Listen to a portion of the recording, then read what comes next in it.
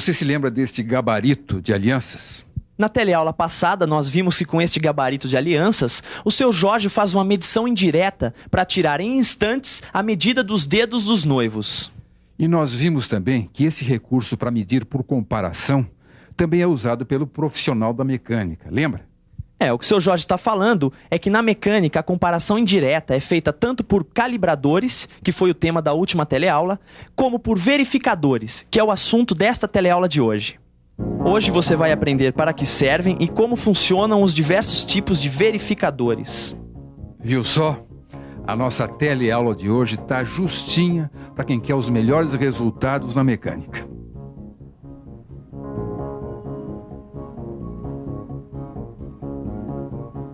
Pronto, Sofia. Então aqui as réguas de controle que você me pediu. Agora me diz uma coisa. Essas réguas aí controlam o quê, hein? É o seguinte. Essas réguas são instrumentos usados na verificação das superfícies planas. Elas podem ser de aço ou de ferro fundido. Tá bom. Mas aqui tem réguas de tudo quanto é tipo, de tudo quanto é forma. Assim vai ficar muito difícil, né? Não vai ficar difícil, não. Você sabe que essas réguas de controle, elas são usadas na verificação de superfícies planas. E elas se dividem em dois grupos. O primeiro grupo são as réguas de fios retificados. E o outro grupo são as réguas de faces retificadas ou rasqueteadas.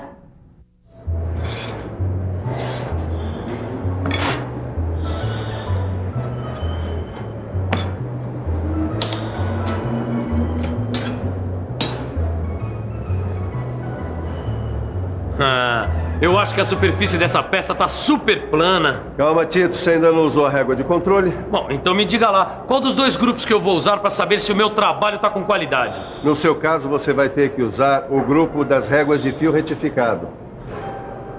Veja, esta é a régua biselada, também conhecida por régua chanfrada. Por causa da forma de faca, ela tem o nome de biselada. Feita de aço carbono, temperada e retificada, tem o fio um pouco arredondado. Como é que eu verifico a superfície plana dessa peça aqui, ó? Primeiro apoie de leve o fio da régua sobre a superfície da peça. Depois olhe contra a luz. Se a luz passar, é porque a superfície não está perfeitamente plana. Depois, é só repetir essa operação em várias posições. Mas nessa peça aqui, ó, com um furo quadrado, eu não consigo usar a régua biselada. Como é que eu faço? Aí, você usa a régua triangular. Ela também é de aço carbono, mas em forma de triângulo, com canais côncavos no centro e em todo o comprimento de cada face. Todas elas são temperadas, retificadas e com fios arredondados. Dá licença, vizinho?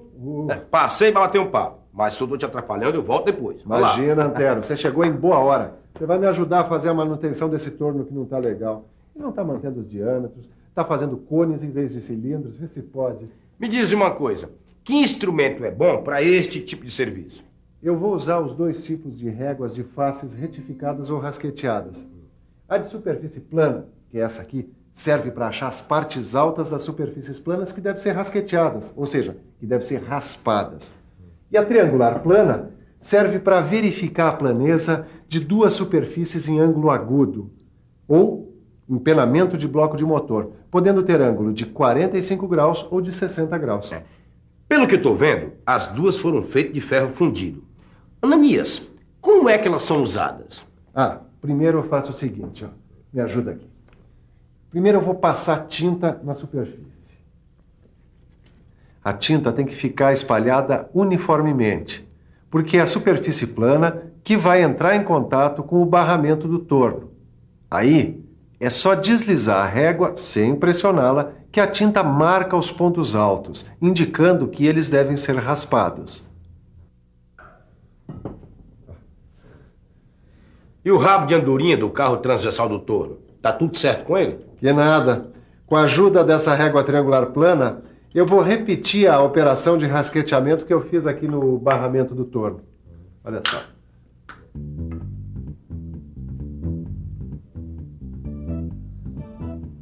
Olha, Sofia, só que eu conheço muita peça na mecânica maior do que essa régua aqui. Aí complica fazer o trabalho, né?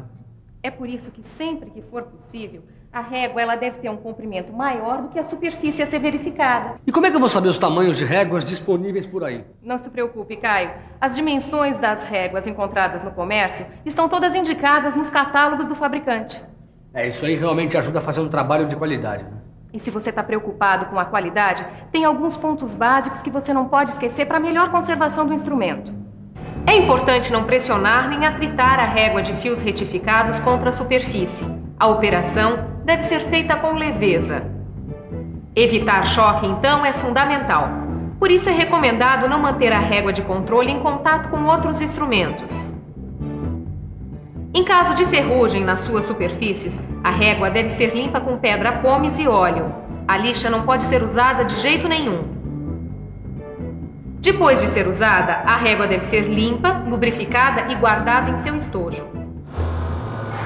Silva, dá uma olhada. Que beleza de peça que eu acabo de fazer. Bonita ela é. Precisa ver se o seu ângulo tem mesmo 90 graus. Pô, mas é só bater o olho, ó. 90 graus. Calma, Titão. Vamos conferir isso no esquadro de precisão. Como esse instrumento de precisão tem o formato de um ângulo reto, ele vai dizer pra gente se a sua peça tá boa ou não. Quer dizer que é pra isso que ele serve? Para fazer a verificação de superfícies com ângulos a 90 graus? Exatamente. O esquadro é um instrumento muito valioso para metrologia. Ele existe de vários tipos. Por isso, ele é classificado de acordo com sua forma ou tamanho. E de que tipo é esse aqui, ó? Esse é um esquadro simples ou plano de uma só peça. Este outro modelo, formado por duas peças que são a base e a lâmina lisa, é ideal para a traçagem de peças. Já o esquadro com lâmina biselada é usado para se conseguir melhor visualização por causa da sua pequena superfície de contato. Os tamanhos dos esquadros são dados pelo comprimento da lâmina L1 e da base L2. Mas o comprimento da lâmina L1 e da base L2 não variam demais? Variam. Olha, com tantos tamanhos diferentes de esquadro, tiveram que criar até uma tabela específica. Ó, dá aqui uma olhada. Essa tabela traz as dimensões em milímetros do comprimento da lâmina e da base. Tudo de acordo com as normas da ABNT. Ô, Sofia, esses aqui também são instrumentos de medida, hein? São sim de muita utilidade, são os gabaritos. Em determinados trabalhos feitos em série, é preciso lidar com perfis complexos, com furações, suportes e montagens. E aí, o profissional de mecânica pode usar esses gabaritos para fazer verificações, controles e até para facilitar alguma operação, é isso? Exatamente. O gabarito é um instrumento relativamente simples, feito de aço carbono, e ele pode até mesmo ser fabricado pelo próprio mecânico.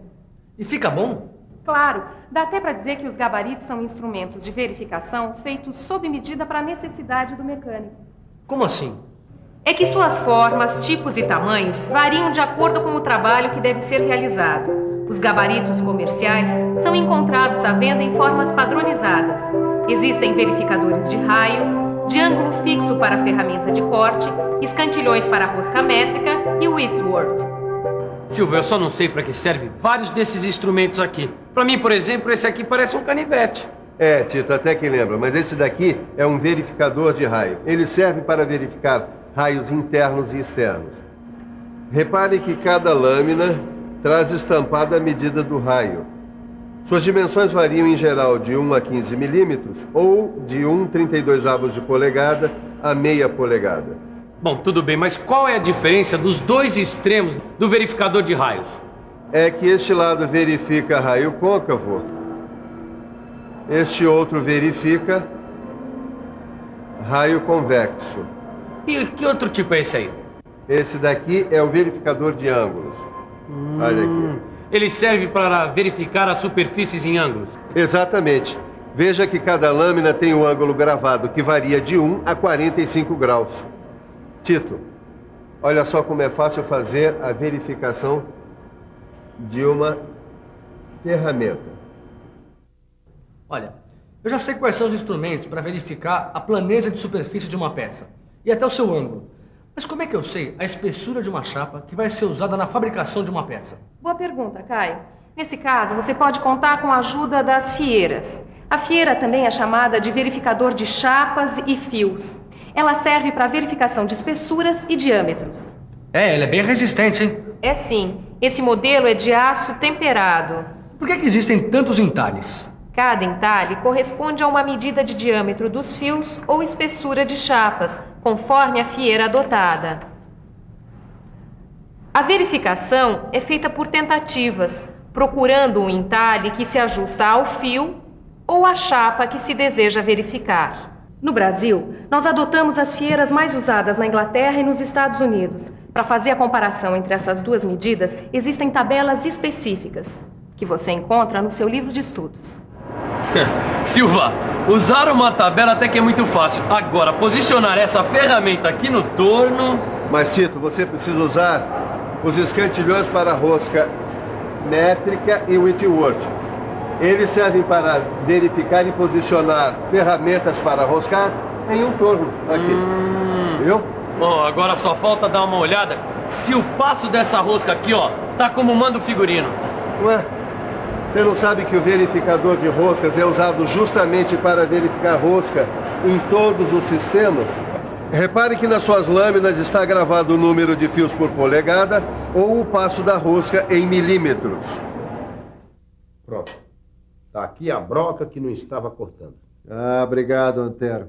E para saber se ela ficou afiada mesmo, eu vou utilizar o verificador de ângulo de broca. Ele serve para medir o ângulo de 59 graus e para checar a aresta da broca. Ficou ótima essa broca, né? Então, acabou a manutenção da oficina. Ah, não acabou não. Eu ia me esquecendo de... Eu tenho que ainda checar a folga do rabo de andorinha do torno. Ué, existe instrumento para isso? É claro que existe. Aqui, ó, é o calibrador de folga. Esse calibrador, em geral, se apresenta na forma de canivete, feito por lâminas de aço temperada, que são móveis e podem ser trocadas. Essas lâminas, elas são rigorosamente calibradas em diversas espessuras. Ó. Bom, e para você calibrar o conhecimento que teve na teleaula de hoje, nada melhor do que um instrumento perfeito para isso. A nossa revisão que está chegando aí. E atenção, se liga aí que é hora da revisão. Na teleaula de hoje, você conheceu diversos tipos de verificadores e acompanhou o funcionamento de cada um deles. Aprendeu que com eles é possível aumentar a produtividade sem comprometer a qualidade.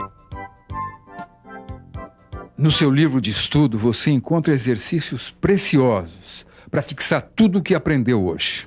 Então não perca tempo, porque na próxima teleaula tem mais. Tchau!